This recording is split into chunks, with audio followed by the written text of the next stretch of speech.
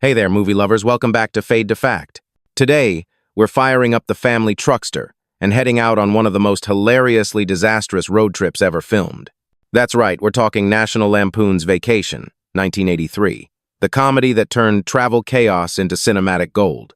Directed by Harold Ramis and written by John Hughes, this wasn't just a string of silly gags, it was a sharp, relatable take on the optimism and frustration of the all-American family getaway. Chevy Chase shines as Clark Griswold, the determined dad who'll get his family to Wally World no matter how many wrong turns or roadside disasters it takes. Beverly D'Angelo, Anthony Michael Hall, and Dana Barron complete the Griswold crew, each adding their own brand of road-weary charm. What you might not know is how wild things got behind the camera. Shooting meant grueling location work in sweltering heat, dangerous stunts that pushed safety limits, and an ending so poorly received by test audiences it was completely reshot. The film's roots also go back to John Hughes' short story, Vacation 2058, based on his own chaotic childhood road trips, the perfect blueprint for Clark's stubborn optimism and the mayhem that follows. So buckle up. We're about to dig into the improvised moments, behind-the-scenes mishaps, and surprising connections that turned Vacation into a comedy classic. Here are 20 things you probably never knew about the Griswolds' unforgettable trip to Wally World. 1.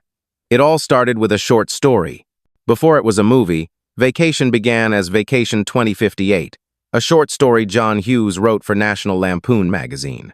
It was a fictionalized but heavily inspired retelling of his own chaotic family road trips as a kid, complete with sketchy motels, endless car trouble, and tourist traps that didn't live up to the hype. Hughes's version was darker, with more absurd detours and even a few mean-spirited twists. But the core idea was the same, a determined father dragging his family cross-country for the perfect vacation. That sharp blend of frustration and optimism was the seed that grew into Clark Griswold's world. 2. The original ending was a total flop. In the first version of the movie, the Griswolds arrived at Wally World only to find Roy Wally at his home, and Clark took him hostage until he let the family in. Test audiences hated it, saying it made Clark seem unlikable. Harold Ramis scrambled to rewrite and reshoot the ending, this time taking the family to the park and introducing John Candy as a friendly, if confused, security guard.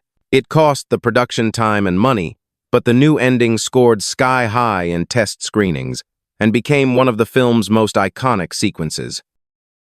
3. Chevy Chase was in full improv mode. Just like Bill Murray on Stripes, Chevy Chase thrived on improvisation. While he followed the script for major beats, many of his funniest moments, like his desert meltdown where he kicks the car, were completely unscripted.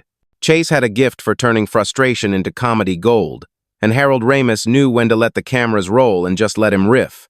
That looseness gave Clark Griswold his unpredictable charm. 4. Beverly D'Angelo's unscripted moment stayed in.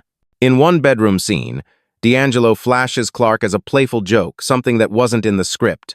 Ramis kept it because it made the Griswold marriage feel more natural and imperfect.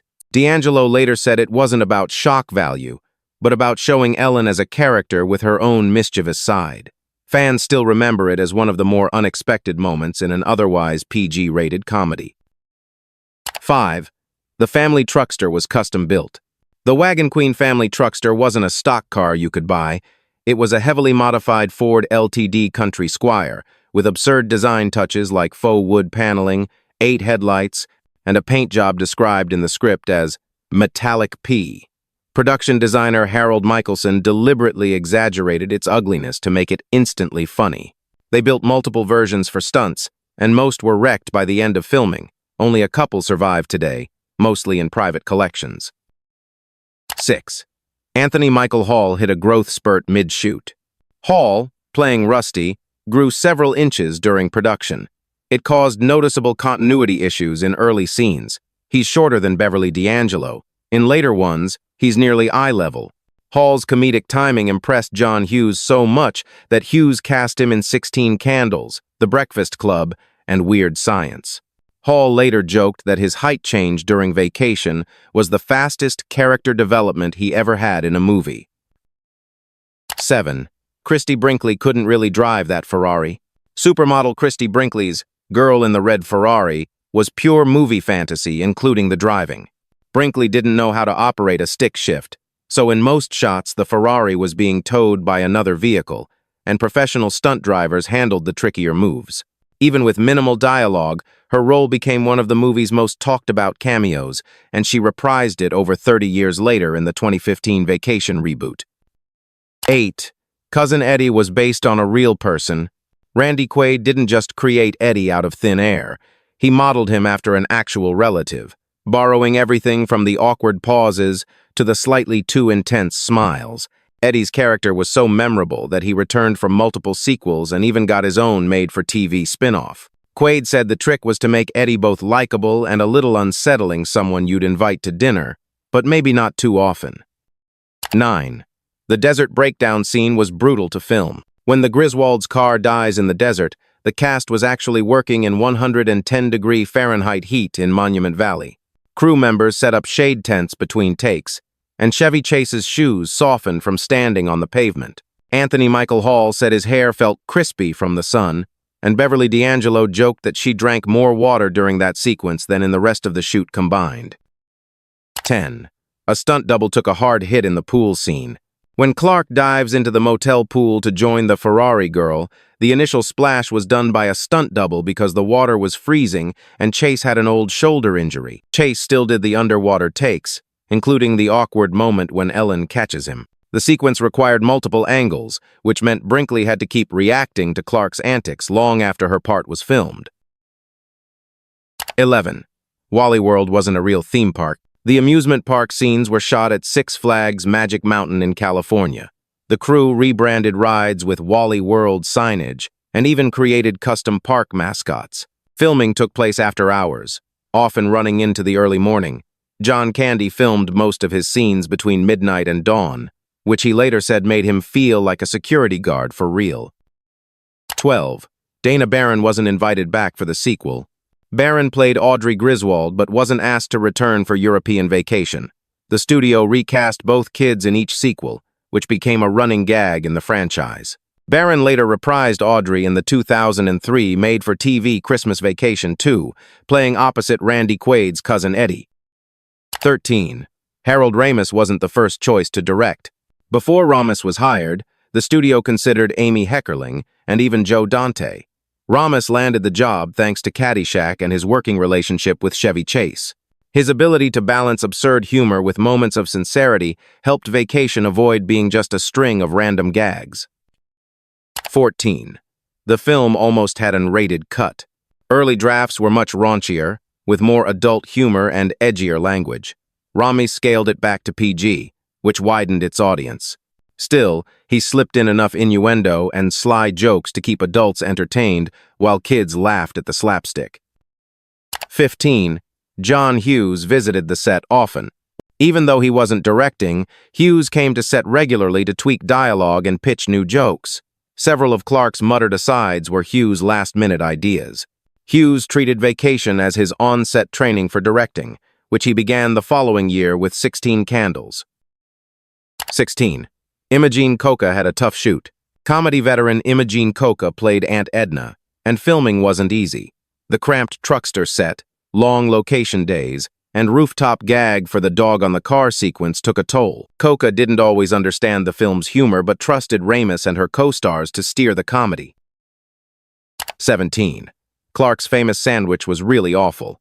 In the picnic scene, Clark offers Rusty a sandwich he's kept in his pocket.